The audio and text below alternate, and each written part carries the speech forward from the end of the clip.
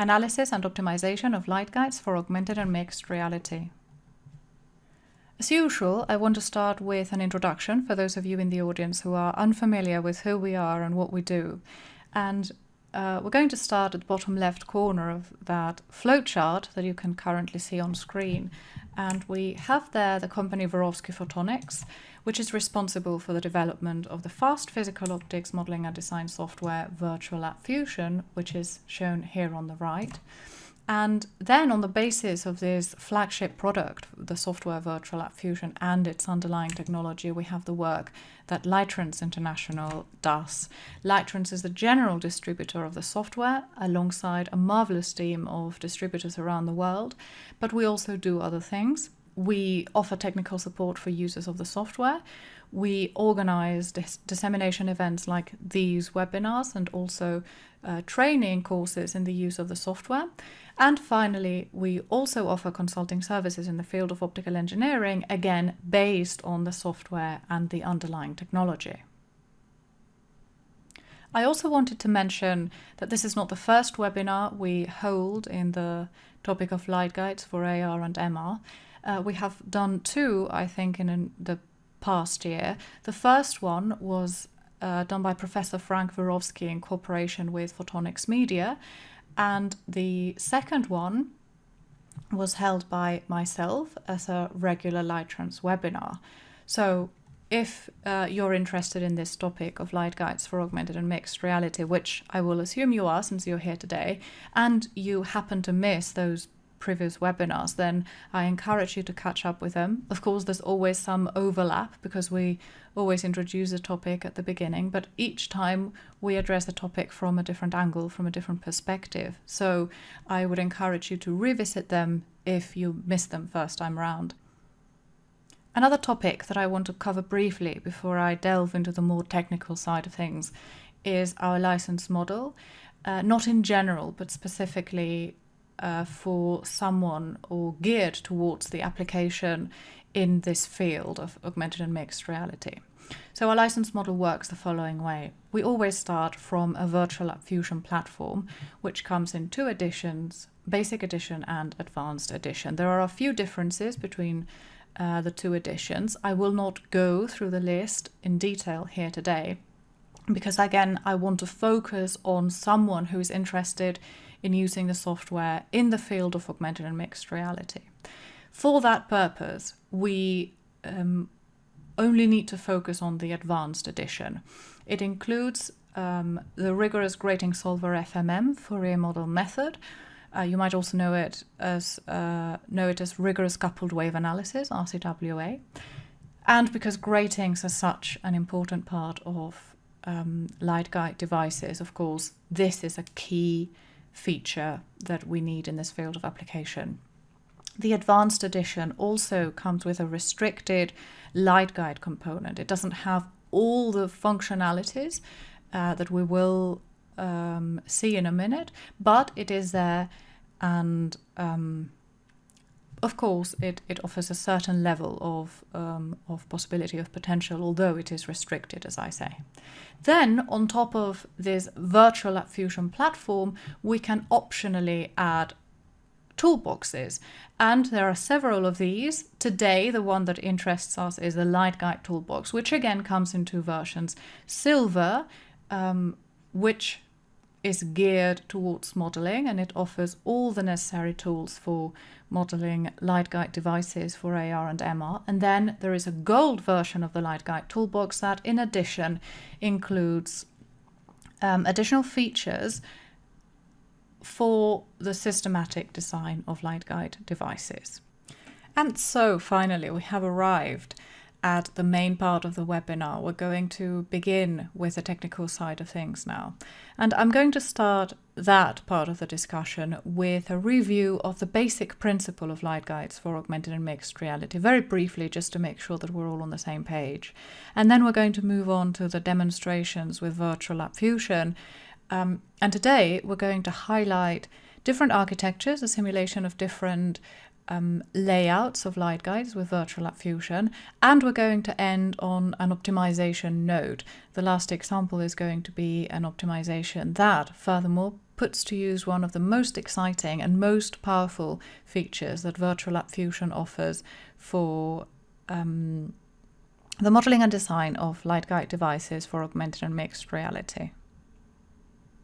So, the basic scenario of an AR or MR device is the main point that we would need to highlight when describing this basic scenario is that we need our device to fulfill a twofold objective, a twofold purpose. On the one hand, we want the user to be able to see the world around them, to experience the world around them. And for this purpose, we're going to decide on using a see-through device, a transparent device. Of course, one could think of other convoluted ways in which that information about the real world could be relayed to the eye of the user of the device. But for the purposes of this webinar, we're going to assume that we're working with a transparent light guide. Then the other part of the function of the objective that we want to fulfill with this type of optical system is we want to superimpose an artificial image on top of that image of the real world. Now, of course, we cannot generate that image directly directly in front of the eye of the user, because we would be negating that first part of the purpose. We want the whole device to be transparent. So we need to generate the image somewhere else and then finding a means of transporting it to the eye of the user. We're going to do this using total internal reflection inside the light guide, inside this slab of glass, of course. Now, a source of challenge is the fact that we do not have a static detector that we set up at the beginning. We make sure it's well aligned and then we move forward. We are talking about a human eye, and we of course need to consider the fact that it's going to move within a certain range of positions, and it's fundamental that our design ensures that the whole information of that artificial image is transported to the eye wherever it is inside that range of positions that we envisage it's going to be able to move. This allows us and requires us to introduce a concept of eye box, that is, that range of positions that we envisage the eye can take as it moves. Now let's talk a bit about encoding of the information of this artificial image and the different mechanisms that we use to relay it to the eye of the user. This image is going to be generated by what, in a first approximation, we can assume are point sources. We would have one point source per pixel of the digital image. Then each of these point sources is collimated by an imager that would be a part of our optical system. It collimates, again, each of those point sources and delivers a set of collimated beams of what we can assume are plane waves with a finite size. And it is then these plane waves, these collimated beams, what we need to couple into the light guide and transport to the eye. To do the in-coupling, one very elegant way is to use gratings. The in-coupling grating allows us to modify the kappa vector of that plane wave as it enters the light guide, so that it can continue propagating inside the light guide under total internal reflection. A similar but opposite reasoning is done at the other end of the argument to couple light out so that it can reach the eye. And then, of course, we must not lose sight of the fact that we always need to fill the eye box with the full information of our artificial image, and the concepts, the different mechanisms and tricks that we use to ensure that this eye box is full and that we always relay the full information of the image to the eye of the user is what we call an exit pupil expansion concept.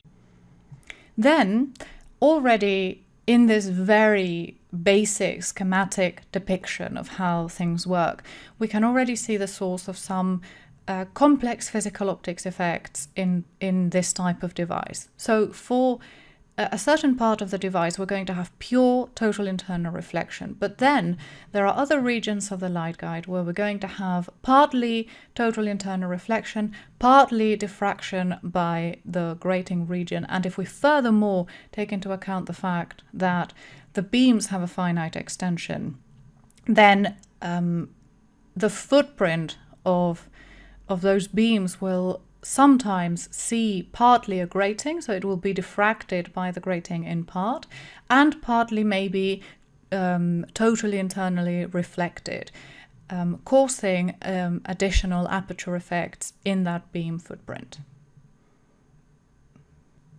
Then we have so far just illustrated the central pixel of the image, which is transformed, encoded into an on-axis plane wave. But then of course, we don't have just one pixel. The rest of the image will be encoded, the other pixels will be encoded into different plane waves with different directions, so that what we can do is translate the full size of the image into a certain range of directions spanned by that set of plane waves. That is what we call the field of view range.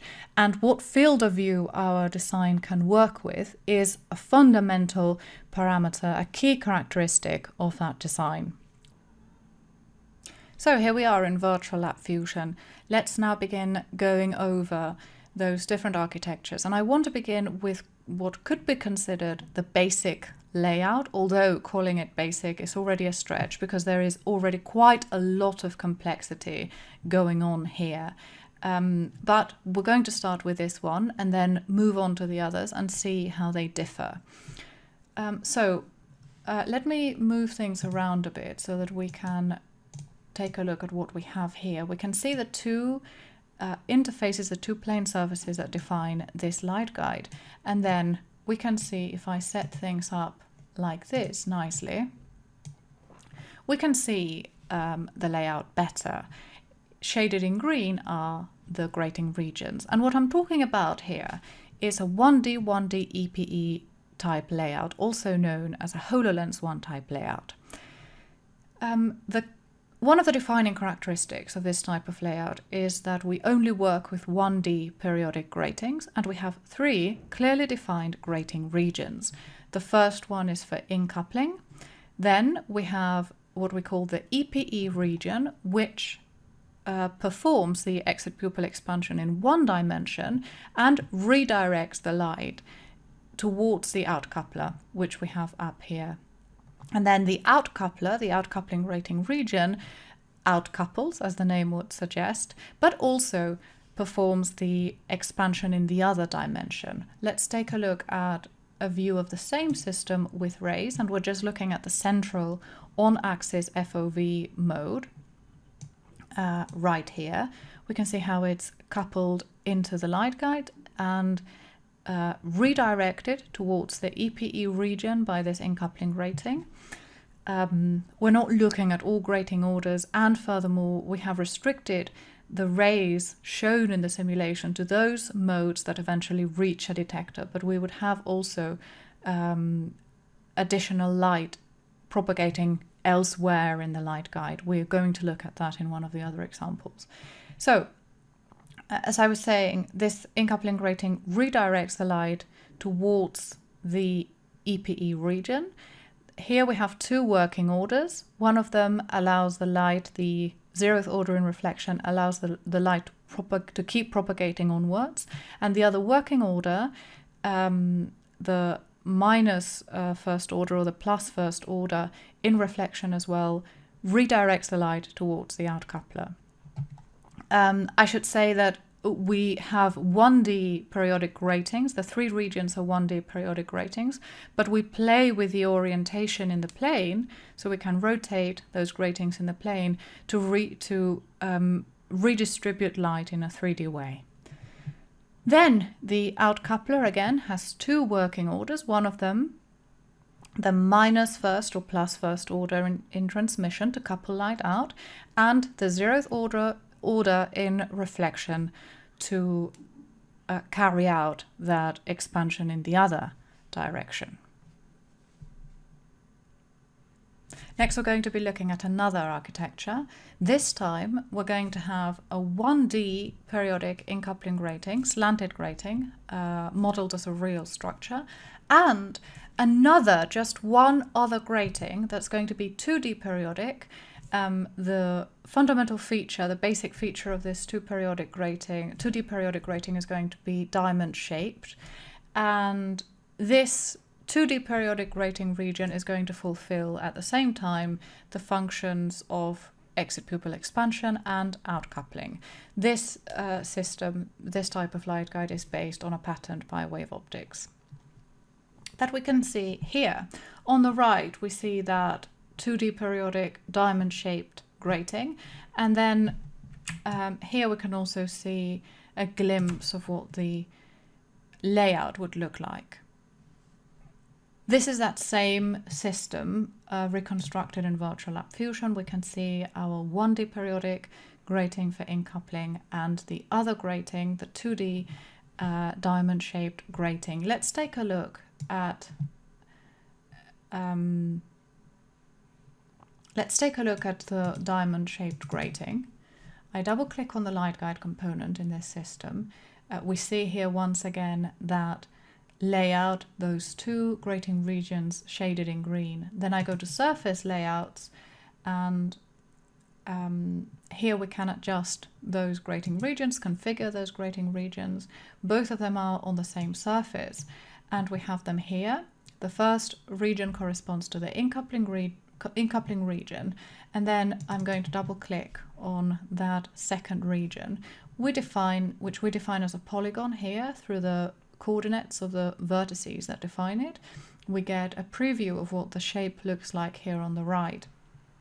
And then I go to the grating tab, and we see the configuration as 1D periodic. I go to the efficiencies tab down here, and I emphasize that both gratings in this case are modeled as real structures, and we can take a look at the basic structure of that diamond grating here. We see one single diamond here in the center of what we're showing, and then of course if we replicate this whole structure in X and Y, we get the desired structure, that diamond-shaped 2D periodic grating. There is one other aspect I want to emphasize here in the grating configuration. It's this lookup table concept. It's a feature that allows us to perform simulations a lot more efficiently. We use a rigorous solver for periodic structures for real gratings, and that it's called the FMM, the Fourier model method, also known as rigorous coupled wave analysis. And depending on the particular system, that rigorous solver can be time-consuming. So in order to save simulation time, what we do is we store the information after, of course, the simulation needs to be run once so that the method can gather the necessary information. But then we save the information of how that grating transforms the field for a given wavelength and a given incoming direction, and this information can be saved for multiple wavelengths and multiple incoming directions. And we store that information and use it in subsequent runs so that the rigorous FMM does not have to be run for that particular configuration again. And this makes any subsequent runs of a simulation a lot faster, potentially. Next, we're going to take a look at this same ray tracing simulation, but when, again, for this result, we have restricted the simulation to show only those paths that eventually hit a detector.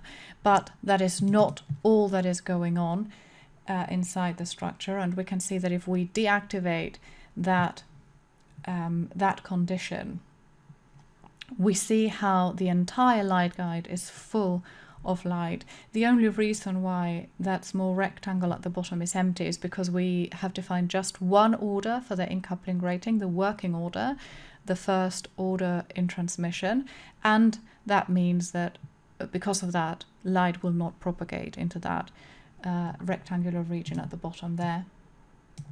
But otherwise, the light guide is full of light. Next, let's take a look at the field tracing results, the physical optics results of this system.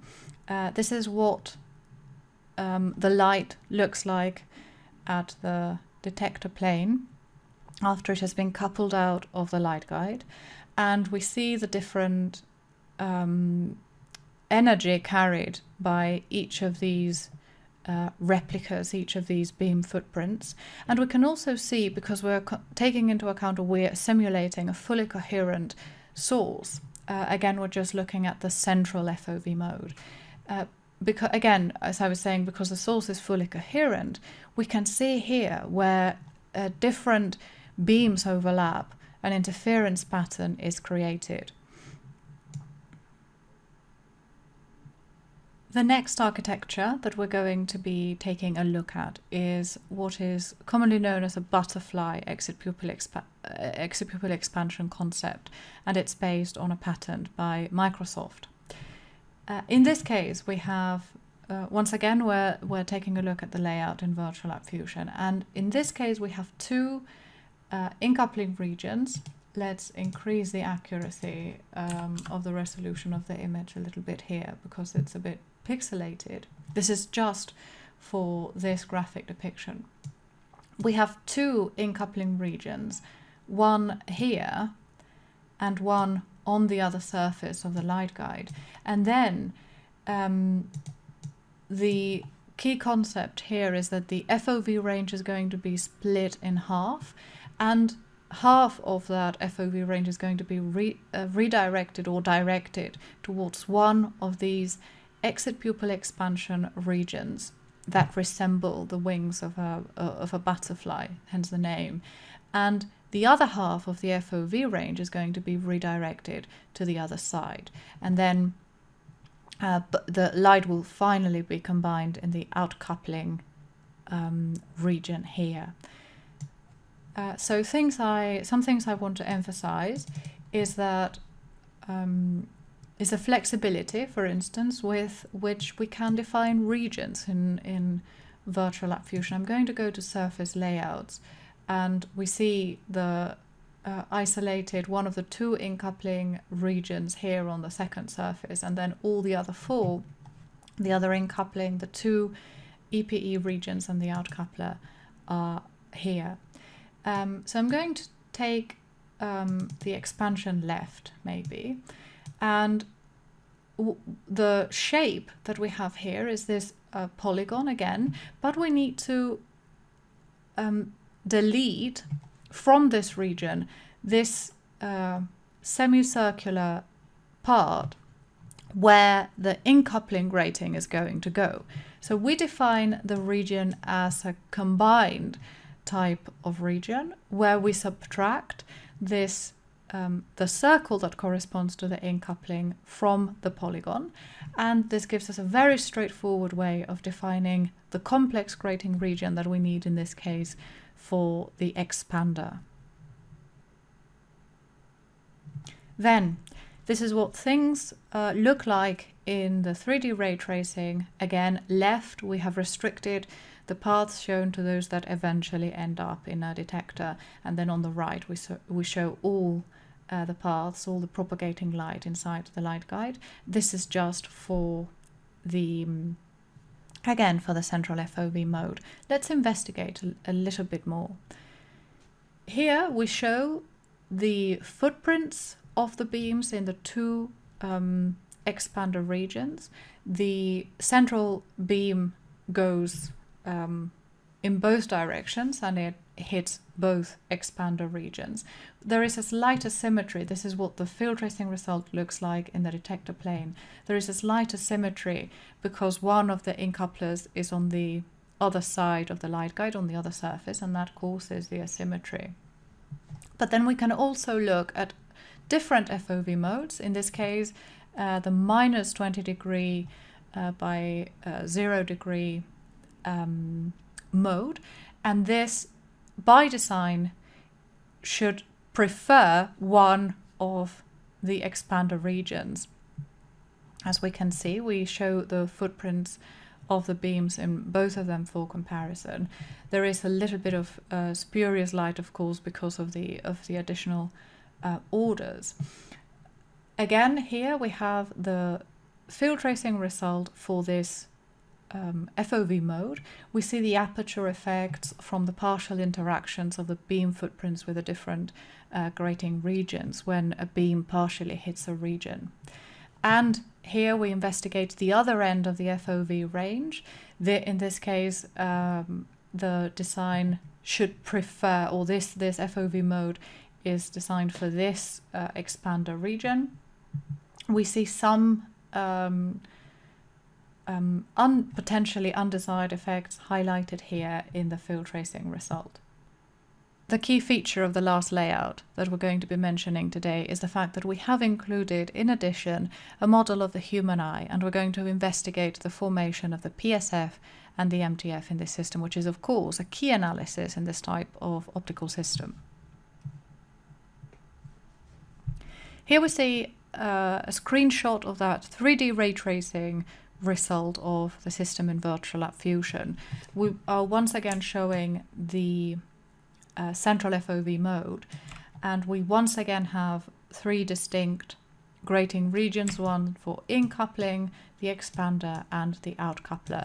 And then this time around we also see that model of the human eye that we have built out of curved surfaces and media, and this lens system that corresponds to that model of the human eye will produce point spread function, a focal spot in the retina. And we want to investigate how well that, how much that approaches the ideal of a perfect, of course, a perfect airy disc. That would be the ideal situation of a full pupil. On this slide, we show different physical optics results of this simulation. First, we have the field directly after it leaves the light guide at this plane. And then on the right, we show what the light looks like at what would be the retina, so after it has been focused by that model of the human eye. Furthermore, we use the PSF and MTF detector to analyze what the PSF and the MTF look like for the situation of a fully incoherent source, and then on the other hand for a fully coherent source. We can see how they differ. On the left we show the PSF and the MTF for the fully incoherent case. Then on the right we have the PSF and the MTF for the fully coherent situation, and we can again we can analyze how well they approach that ideal case of a full pupil. For the last example of the session, we're going to be talking about optimization. And as you can see, we have reverted to the traditional 1D 1D EPE type layout. That's not a must for the features that we're going to be highlighting, but it's just how we have set this example up. Again, that is not a restriction that applies to the features I'm going to be discussing. It works for any type of layout. As I said, we're going to be doing optimization, and we're going to be using the uniformity detector as the basis for that optimization. So we want to increase the uniformity. We're going to see that in the results, what that entails. And the key aspect of this example is that we're going to be optimizing the parameters, the grating parameters, using a smooth modulation of those grating parameters in the case of the expander and the outcoupler grating regions. So I've double-clicked on the grating component, and we can once again see this preview of the layout. Then I go to the surface layout section and to the part that corresponds to the first surface where all three regions are. And then I'm going to double-click on the outcoupling grating, for example, in this case. and I'm going to the grating tab, which is where the feature that I'm going to be talking about can be seen. And then inside the grating tab, I'm going on to the efficiencies section down here. And now this user interface, this part of the user interface looks a little bit different because we have activated this smooth modulation of the grating parameters. So the basic structure is a binary grating, 1D periodic, and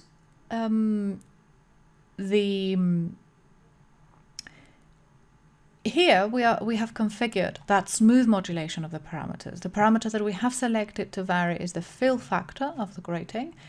And let's take a look at that smooth modulation. So by clicking here on view, I can visualize how we are varying the fill factor in this grating region smoothly. So we're varying it vertically, as we can see, from a fill factor of 10% to 90%. And we have a similar configuration in the case of the expander. We have also defined a smooth modulation there. This modulation is done with full flexibility via programming. I'm not going to spend a lot of time here, but I just want to show you that code that we're using. What we do here is simply implementing the formula for that smooth variation. And in this case, it's a linear variation of the parameters, but any kind of formula can be entered here for your particular situation. And then we set up an initial system configured with this modulation, again, for the expander and the outcoupling regions. And with that, we obtain this result, this field result, with field tracing in our detector plane. We see once again those partial aperture effects, from the partial interaction with grating regions and with the light guide. And the uniformity here is not very good with this initial configuration. As we can see, the energy is concentrated in these modes that are coupled out, but we would ideally want to have a more regular distribution of energy. So what we do is set up an optimization where we vary the starting point and the end point of that linear variation of the grating parameters, in this case fill factor, for both the outcoupler and the EPE. So we have starting point and end point for the expansion grating and starting point and end point for the outcoupling grating. Then we set up our optimization. We want to optimize for uniformity, but of course maintaining a certain minimum of energy that is coupled out, because if no energy is coupled out, the uniformity is great. So we want to avoid that case by using these two results of the uniformity detector to configure the merit function of our optimization.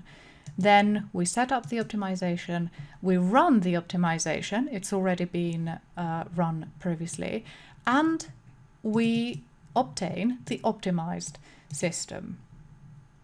And the field tracing simulation with this optimized system looks something like this.